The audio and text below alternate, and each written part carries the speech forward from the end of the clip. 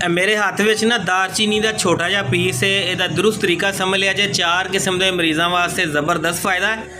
कमाल का रिजल्ट है कि दवाइयां तो बगैर सेहत अच्छी रहेगी। तो 3 किस्म के मरीज़ों ने इन्हू इस्तेमाल नहीं करना।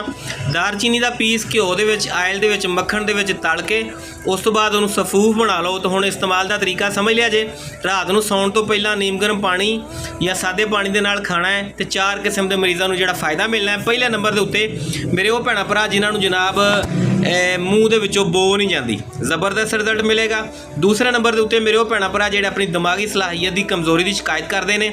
तीसरे नंबर के उत्ते जिन्होंने जिसम के किसी भी किस्म का कोई सोजिश है, स्वैलिंग है, कोई इन्फैक्शन हो चुका है, ज़बरदस्त रिजल्ट मिलेगा। चौथे नंबर के उत्ते हल्का फुल्का शुगर भी इहदे नाल कंट्रोल कर सकते जे। तो 3 किस्म के मरीज़ जिन्होंने इस्तेमाल नहीं करना। पहले नंबर के उत्ते प्रैगनेंसी के नाल मेरिया भैनों ने दालचीनी का इस्तेमाल सुक्की होवे, गिल्ली होवे, पानी वाली होवे या आयल वाली होवे इस्तेमाल नहीं करना। दूसरे नंबर के उत्ते जनाब एच पाइलोरी के मरीज़ों ने इस्तेमाल नहीं करना। तो तीसरे नंबर के उत्ते मेरे इस तरह के भैन भरा जिहड़े खून पतला वाली दवाइयां खाते ना, दिल दीयां दवाइयां, उन्होंने इन्हू इस्तेमाल नहीं करना। बाकी सारे इस्तेमाल कर लिया जे। इनू छोटा जिहा पीस जिन्होंने मना ना वो अपनी हांडी रोटी भी इस्तेमाल नहीं करना। बाकी कमाल का रिजल्ट मिलेगा। नबी पाक के उत्ते एक दफ़ा दरूद पढ़ के कमेंट च अल्हम्दुलिल्लाह लिख दिया जे।